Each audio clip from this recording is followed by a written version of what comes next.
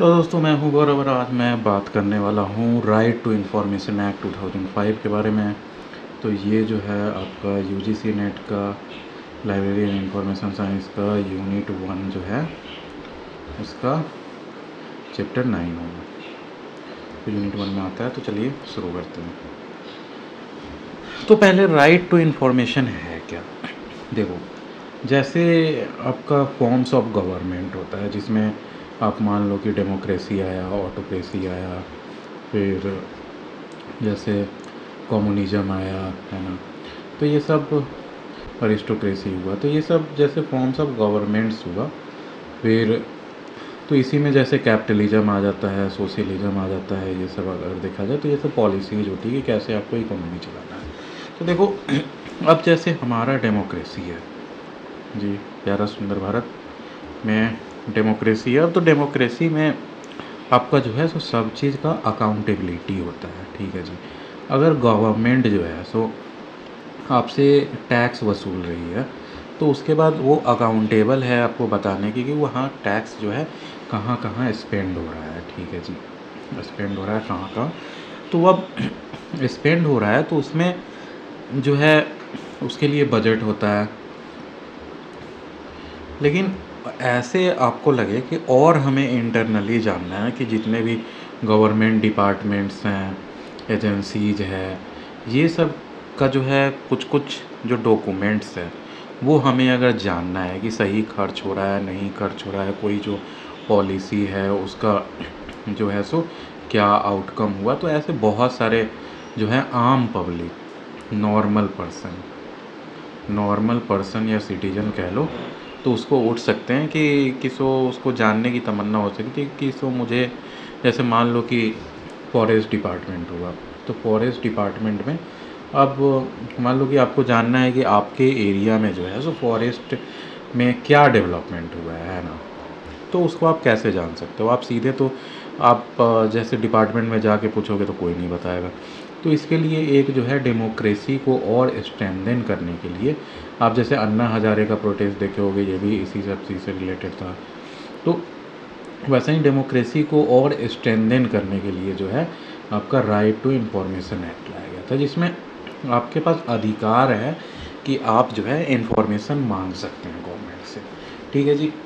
तो अब डेफिनेशन में चलते हैं। तो the right to Information Act 2055 was enacted by the Government of India to promote transparency. अब देखिए, transparency and accountability in the functioning of public authority. अब जो आप कोई भी अगर डेटा जो है तो गवर्नमेंट से कभी भी अगर मांग सकते हैं तो उसे ट्रांसपेरेंसी आएगी कि नहीं है कि जो है कोई डिपार्टमेंट में कितना पैसा जो है कहाँ खर्च हो रहा है, कौन सा पॉलिसी का क्या आउटकम हुआ, कुछ भी। अगर जैसे मान लो कि आपने कोई एग्ज़ाम दिया और मतलब एग्ज़ाम में जो है आपको लगता है कि आपका सिलेक्शन होना चाहिए था, लेकिन सिलेक्शन जो है सो किसी और का हो गया। ठीक है जी। तो यहाँ पे आप लिस्ट जो है जैसे आरटीआई के थ्रू राइट टू इन्फॉर्मेशन, या आपको इन्फॉर्मेशन चाहिए कि जो है ऐसे ऐसे ऐसे ऐसे कैसे हुआ, तो ये ट्रांसपेरेंसी आएगा। ठीक है जी। और अकाउंटेबिलिटी किसको कहते हैं। अकाउंटेबिलिटी जो होता है इसका अकाउंटेबिलिटी का मीनिंग होता है कि जो बंदा किसी पोस्ट पे बैठा है ना उसको अकाउंटेबल होना पड़ेगा, जिम्मेदार होना पड़ेगा कि आपको जो पावर्स दिए गए हैं तो उसके पावर्स के लिए क्वेश्चन भी पूछा जाएगा कि आपको जब ये जिम्मेदारी दी गई है तो क्यों नहीं हुआ है। तो उस चीज़ को अकाउंटेबिलिटी कहते हैं। तो अब it empowers the citizens to seek information from public authority, thereby promoting transparency in the functioning of the government institutions. अब देखो, इनैक्टमेंट डेट कब है तो जून 15 2005 को इनैक्ट किया गया था। कमेंसमेंट डेट हुआ अक्टूबर 12 2005। तो आप ऑलमोस्ट याद रखो कि 2005 में हुआ था, जैसे जून 15 में एक्ट वाज पास। ठीक है जी। देखो, या फिर ऐसे आप याद कर सकते हो जैसे गांधी जयंती 2 अक्टूबर हो गया तो 2 अक्टूबर इसके पहले 1 लगा दो तो 12 अक्टूबर 2005, ऐसे याद कर सकते हो आप। देखो, ऑब्जेक्टिव्स ऑफ आरटीआई पे आते हैं कि इसके पीछे क्या सोच था। ट्रांसपेरेंसी, तो पहले है कि ट्रांसपेरेंसी लाना, जो ऐसे कहा जाता है कि आपका जितना ट्रांसपेरेंट जो है, ट्रांसपेरेंट आपका सिस्टम होगा या गवर्नमेंट होगा, उतना ही अच्छा जो है डेमोक्रेसी जो है आपका वो इंक्रीज होगा। आपको जान के आश्चर्य लगेगा कि यूएसए में जो है ना, कितना भी ख़तरनाक डॉक्यूमेंट रहता है ना, कुछ 15-20 साल 30 साल वगैरह में कुछ एक इंटरवल है जिसमें आपका वो डिस्क्लोज किया जाता है कॉमन पर्सन के लिए, कि आप भी जानो कि गवर्नमेंट जो है आपका पर्दा के पीछे जो है, आप जिसे इलेक्ट किए हो वो तो पीछे ही है ना, आप तो उसे नहीं देख रहे हो, तो वो पर्दे के पीछे क्या काम कर रहा है ना, वो आपको पता होना चाहिए। तो वो ट्रांसपेरेंसी आता है। अब अकाउंटेबिलिटी जो मैंने बताया कि जो जिस पोस्ट पे है उसके लिए अकाउंटेबल होना चाहिए। अब पार्टिसिपेशन, अब देखो जैसे डेमोक्रेसी का आप डेफिनेशन देखोगे तो ये क्या कहता है, for the people, of the people, for the people and by the people. तो इसमें डेमोक्रेसी के डेफिनेशन तक नहीं आता है, तो वो पार्टिसिपेशन हुआ कि बाय द पीपल, आप एक तरह से पार्टिसिपेट कर रहे हो day to day function to facilitate citizen participation in governance by providing access to information. अब सिटीजन्स के पास अगर डेटा आने लगे तो वो हो सकता है कि PIL फाइल जब फाइल करें कि जो है मतलब कोर्ट में कि देखो ये जो है इतना स्पेंड हुआ, ये समय से घपलेबाजी हो गया, ये हुआ वो हुआ, तो ये सिटीजन से मतलब सिटीजन पार्टिसिपेशन इससे बढ़ता है। अब की डेफिनेशन पे चलते हैं। पब्लिक अथॉरिटी किसको कहते हैं? एनी अथॉरिटी और बॉडी इस्टेब्लिश्ड और constituted by the constitution, law और गवर्नमेंट ऑर्डर। ठीक है जी, पब्लिक अथॉरिटी, पब्लिक कहते हैं जो गवर्नमेंट वाली होती है। एनी अथॉरिटी और बॉडी इस्टेब्लिश्ड और कॉन्स्टिट्यूटेड, समझ रहे हो, बाय द कॉन्स्टिट्यूशन, लॉ और गवर्नमेंट ऑर्डर। अब देखो information includes record documents, memos, emails, opinions, advice and any material held in physical और इलेक्ट्रॉनिक फॉर्म। सारा इन्फॉर्मेशन का ही पार्ट है। जैसे मैंने पहले जो इसके चैप्टर्स थे उसमें इन्फॉर्मेशन वगैरह डिस्कस किया था मैंने। अब देखें राइट टू इन्फॉर्मेशन पे आते हैं, तो इसके स्कोप क्या था, कौन कौन इसके अंदर आता है। तो RTI act provide the right to access information held by public authority. This includes any information in the position of public officer including files, records and document.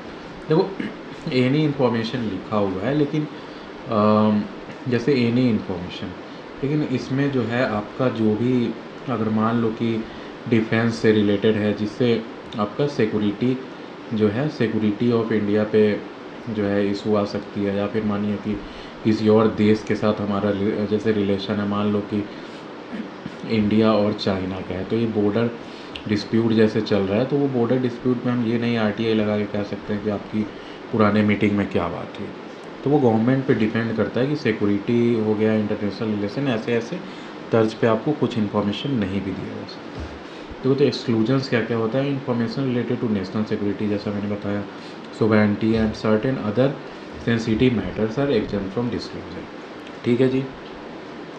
अब की प्रोविजन, तो क्यों इसे आपको किया गया है, मतलब क्यों नहीं बताया जा रहा है, इसके पीछे आप बेसिक सिंपल यही दिमाग लगा सकते हैं कि यार अगर RTI से सारा चीज़ एक एक चीज़ पता चलने लगे तो उसके बाद इसे तो यूज मतलब मिसयूज भी तो किया जा सकता है ना, कि आपका मानिए कि मिसयूज आपका हो रहा है, इसमें मिसयूज हो रहा है कि कोई जैसे पाकिस्तान हो गया, चाइना हो गया, बांग्लादेश हो गया, या फिर जो भी हमारे कुछ कंट्रीज़ हैं, जो बांग्लादेश का तो आप कह सकते हो, वैसे तो बांग्लादेश के साथ हमारे रिलेशन अच्छे हैं, लेकिन फिर भी कोई कंट्री जो है हमारे किसी भी सेंसिटिव इन्फॉर्मेशन को गलत तरीके से यूज कर सकता है। जस्ट फॉर एग्जांपल मानिए कि आप ऐसा पूछ रहे हैं RTI में कि जो है जम्मू कश्मीर के जो है किसी कोई डिस्ट्रिक्ट में जो है सो सिक्योरिटी के लिए क्या क्या प्रोविज़न किए गए, तो ये अब देखो सिक्योरिटी पे बात आ सकती है, तो इसलिए ऐसे कुछ सेंसिटिव चीज़ को नहीं बताया जाता। अब देखो की प्रोविजंस है, सेक्शन 4 है जिसमें obligates public authority to maintain records and proactively disclose information to the public. Section 6 है provide the procedure for making an RTI application। ये सब आप जो है RTI एक्ट है वो सब का सेक्शन है, मैंने इम्पोर्टेंट लिख दिया है, तो वो सब आप देख सकते हो। वैसे तो नहीं ऐसे जो है मैच द फॉलोइंग पूछना चाहिए, लेकिन नोबडी नोज, तो ये सब इम्पोर्टेंट प्रोविजन है इसके। सेक्शन 4 में जैसे आ गया ऑब्लिगेशन है पब्लिक अथॉरिटी पे to maintain records and proactively disclose information to the public. आप जस्ट फॉर एग्जांपल मानिए कि आपके पास रिकॉर्ड ही नहीं है, किसी गवर्नमेंट ऑफिस में जाइए कि सो ये खर्चा कहाँ होगा, तो उसका सारा जो भी काम हो रहा है वो सबका रिकॉर्ड होता है गवर्नमेंट ऑफिस में, रिकॉर्ड। अब जैसे ई ऑफिस आप देखोगे आजकल जो लागू किया जा रहा है, तो इसमें तो और ज़्यादा जो है डिजिटल फॉर्म में जो रिकॉर्ड होगा, जिससे मतलब स्मूथली जो है आप ले सकते हैं। तो specify the time limits for which the information must be provided. Section 7 में जो है टाइम लिमिट बताता है। सेक्शन 8 देखिए, list the exemptions where information may not be disclose, जिसमें ये सब आता है जिसको आप द एक्सक्लूजन्स में देख रहे थे। ठीक है जी। अब section 19 provides for an appeal process if information is not provided और if the applicant is dissatisfied. Just for example, आप अगर कोई मानिए कि इंफॉर्मेशन मांगे कि जो है यहाँ पे कोई वैकेंसी आई हुई थी जिसमें मान लो 15 सीट्स थे और 70 कैंडिडेट्स थे, तो इसमें किसी कैंडिडेट का जो है इधर से उधर किया गया हो, तो आप और आपको आपने आरटीआई लगाया, लेकिन आरटीआई में वो क्लियर इन्फॉर्मेशन नहीं दे रहे हैं या फिर उनका इंटेंशन नहीं है इन्फॉर्मेशन देने का, तो आप मतलब अपील तो करना ही चाहोगे कि सो यार ऐसे थोड़ा ना होता है कि जो मन में आए वो करोगे। तो ये अपील के लिए जो है सेक्शन 19 है, ये बहुत इंपॉर्टेंट है, आप याद रखना इसको। तो provides for an appeal process if information is not provided और if the applicant is dissatisfied.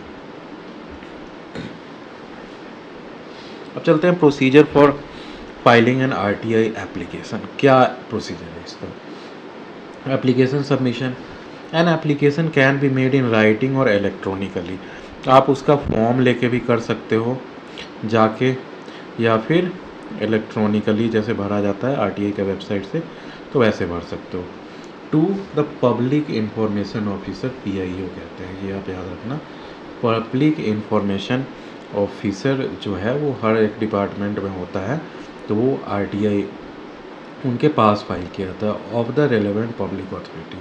और अगर कोई वहाँ पीआईओ नहीं है, पब्लिक इंफॉर्मेशन ऑफिसर, तो किसी न किसी स्टाफ को जो है इस चीज़ का चार्ज दे दिया जाता है। ठीक है जी। Fee, a nominal fee is required which varies from state and type of information. वो डिपेंड करता है, जो नॉमिनल फ़ी है कभी कभी आपसे ज़्यादा भी मांगा जा सकता है अगर आपने फ़ी पे किया, और आपका जो है जैसे मान लो कि 150, जैसे मान लेते हैं कि 150 जो है 150 पेजेज है उसके डॉक्यूमेंट में, तो वो आपका जो एक तरह से नॉर्मल जो चार्ज होगा, तो उतने में तो उतना का आपका पूरा स्पीड पोस्ट से लेके सारा डॉक्यूमेंट का तो नहीं निकल सकता ना, तो वो आपसे और ज़्यादा पैसे मांग सकते हैं। अब रिस्पॉन्स टाइम देखते हैं। तो PIO is required to respond within 30 day of receiving the application. ये इतना दिन तो के अंदर जो है वो रिप्लाई करना पड़ता है उन्हें। Appeals and complaint. First appeal, if the information is not provided और if the applicant is dissatisfied, the first appeal can be filed with the appellate authority with 30 days. तो ये आप याद रखना, 30 डेज जो है जो आपका रिस्पॉन्स टाइम था, उसके बाद आप फर्स्ट अपील डाल सकते हैं।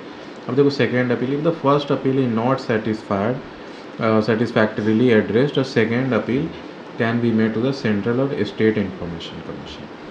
ठीक है जी। अब चलते हैं central and state information commission पे। तो सेंट्रल इंफॉर्मेशन कमीशन CIC जिसको कहते हैं, establish under the RTI act to oversee the implementation of the act at the central level. वैसे ही स्टेट इंफॉर्मेशन कमीशन जो होता है वो स्टेट लेवल पे होता है। Similar commission exist at the state level to handle RTI matters specific to the states. अब इम्पैक्ट ऑफ RTI एक्ट देखते हैं, क्या क्या इम्पैक्ट हुआ है। तो ट्रांसपेरेंसी बढ़ी है, तो आप समझ कहोगे एम्पावरमेंट ऑफ सिटीजन्स हुआ। सिटीजन्स इसमें एम्पावर्ड फील करेंगे। जैसे मान लो कि आपका चाइना है, तो चाइना में किसी का हिम्मत है कि चू चा कुछ भी बोल दे। अब दिक्कत ये है कि वहाँ पे कोई भी इंफॉर्मेशन है ना, वो आपका ट्रांसपेरेंट नहीं है। तो वहाँ पे देखो, चाइना जो आपको फॉलो किया है ना सिस्टम, उसे कहते हैं कि बस इकोनॉमी जो है आप बढ़ाते जाओ, लोग जो है सो क्वेश्चन नहीं पूछेंगे। अब सबको अगर अच्छा जॉब मिल रहा हो, सबको अगर पैसे मिल रहा हो, आप सब्सिडाइज करते जा रहे हो, इंडस्ट्री में जॉब मिल रहा हो, आप जो है इंफ्रास्ट्रक्चर दे दीजिए, मतलब मनी दे दीजिए, अच्छा एडुकेशन दे दो ऑफ द हॉस्पिटल दे दो, तो सारे अगर आप फैसिलिटी दे दोगे तो कोई आपसे जो है क्वेश्चन उतना नहीं पूछेगा। तो ये वो लोग फॉलो करते हैं। तो अब वहाँ तो ट्रांसपेरेंसी की ज़रूरत ही नहीं है। लेकिन अगर इंडिया देखा जाए तो India is a democratic country, democratic, तो यहाँ ट्रांसपेरेंसी की ज़रूरत है।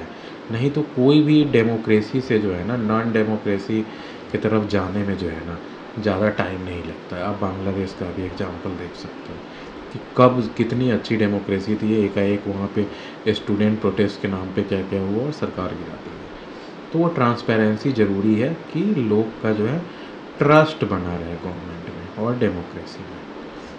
ठीक है जी। अब एम्पावरमेंट ऑफ सिटीजन समझ गए, empowered citizen to demand accountability and better governance, reforms led to various reforms and improvements in public administration.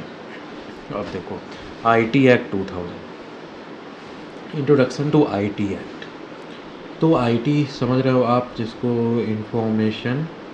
Information technology मतलब आईटी, तो आईटी एक्ट 2000 था, उसके बारे में पढ़ते हैं।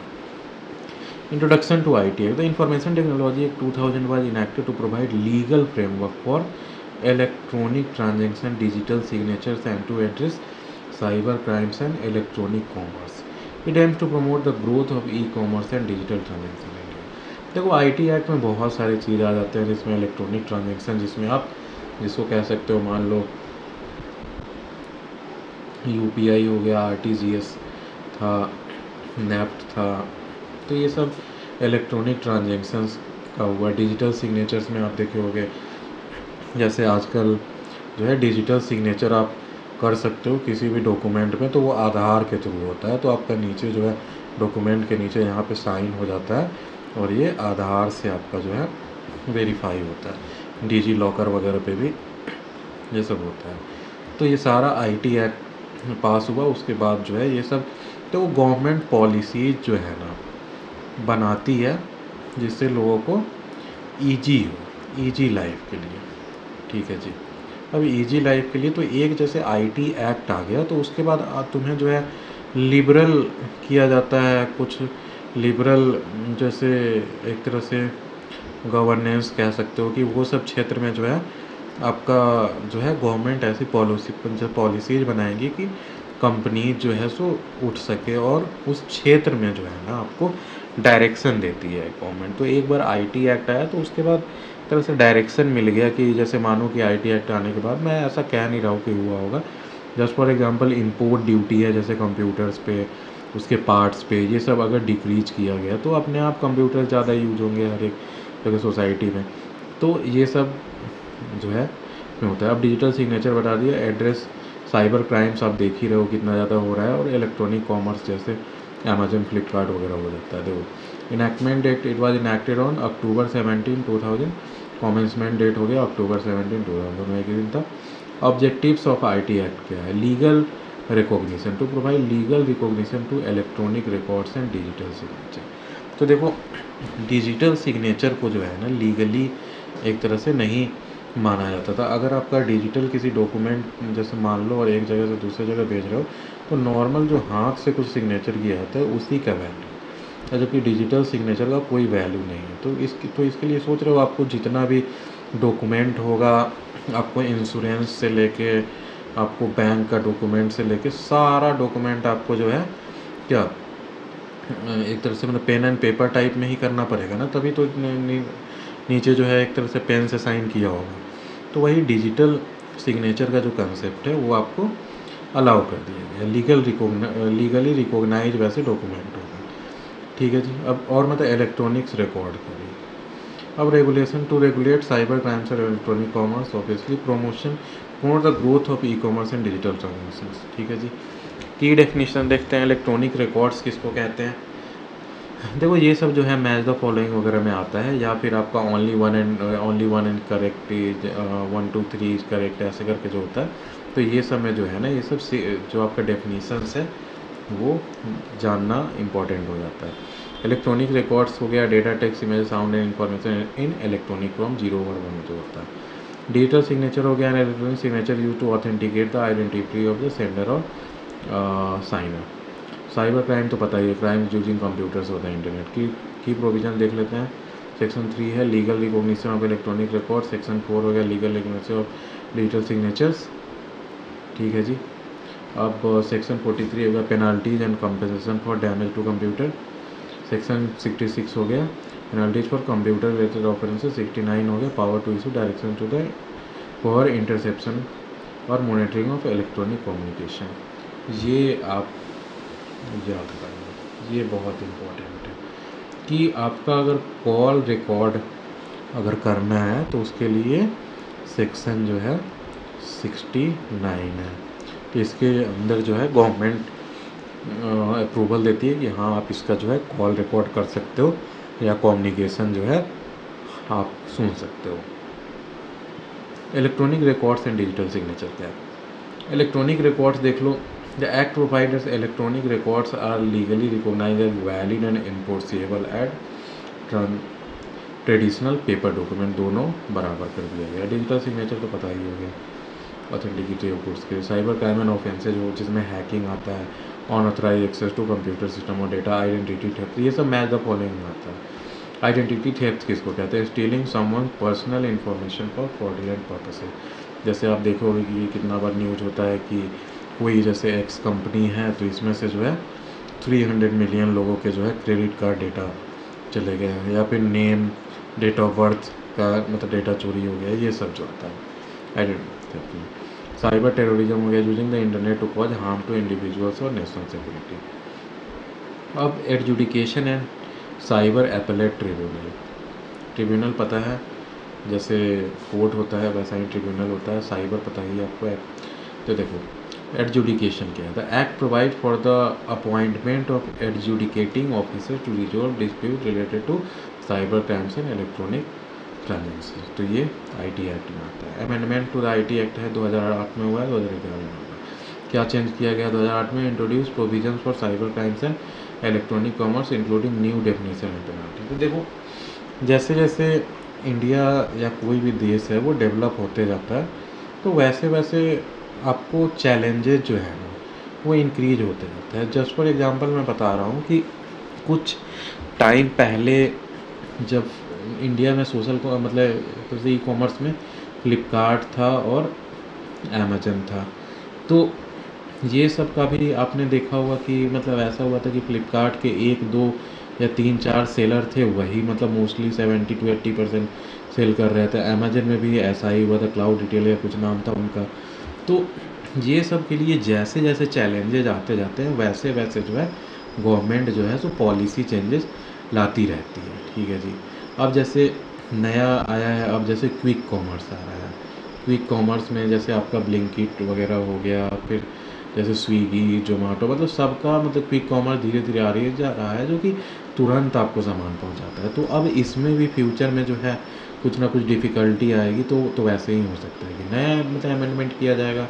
तो ये 2011 का देख लेते हैं। Added provision for data protection and privacy, जो मैंने अभी बताया था कि डेटा लीक वगैरह होता है, including the requirement for company to protect personal data. ठीक है जी। अब इम्पैक्ट क्या रहा आईटी एक्ट का? प्रमोशन ऑफ ई कॉमर्स तो पता ही है, लीगल फ्रेमवर्क। देखो अब आपके यहाँ अगर कोई चीज़ लीगल मतलब उसका फ्रेमवर्क ही नहीं है तो जो जैसे कंपनीज हो गई ना, कैपिटलिस्ट इकोनॉमी इसी को कहते हैं ना, कि वो आपका लूप होल्स जितना भी है ना आपके इकोनॉमी वो सारे यूज करते हैं अपने प्रॉफिट के लिए। तो वही हाल मतलब बात है कि आपको लीगली जो है ना सबके लिए रूल बनाना पड़ेगा कि ये अगर होता है तो एक बाउंड्री क्रिएट करनी पड़ेगी रूल्स का, कि कोई ऐसे मिसयूज ना करे आपके इकोनॉमी को। तो वही legal framework provides the legal framework for digital transaction and cyber crime regulation. ठीक है जी। अब साइबर सिक्योरिटी हो गया, improved measures for cyber security and protection against cyber crime. तो यहाँ पे हमारा ये ख़त्म होता है, फिर हम इसके बाद लेक्चर्स लाते रहेंगे। पूरा हम यूजीसी नेट का जो है कवर करने वाले हैं, और आपको केवीएस एनवीएस वगैरह के भी लाइब्रेरियन के लिए हम लोग लेक्चर्स लाते रहेंगे। तो प्लीज़ हमारे यूट्यूब चैनल को इसको सब्सक्राइब कीजिए, लाइक कीजिए वीडियो को, और शेयर कीजिए अपने फ्रेंड लोग के साथ, और बेल आइकन ज़रूर दबा दीजिए कि मैं जो जैसे ही न्यू वीडियो लाऊं तो आपको तुरंत नोटिफिकेशन पहुंच जाए तो आप देख सकते हैं। ठीक है जी। Thank you. Have a nice day.